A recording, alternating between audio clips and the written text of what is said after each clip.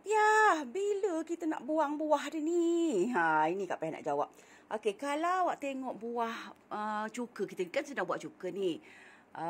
Dia punya fermentasi tu dah tak ada. Maksudnya tu dia punya bobok tu, bobok kan, ada kan Kak Piah share satu video bobok tu kan.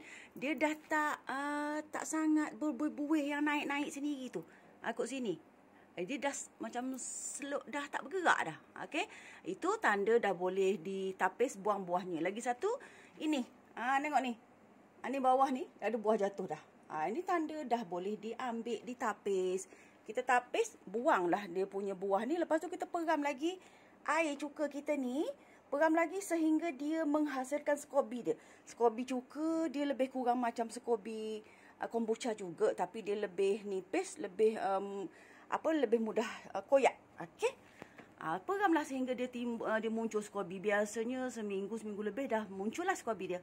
Okey.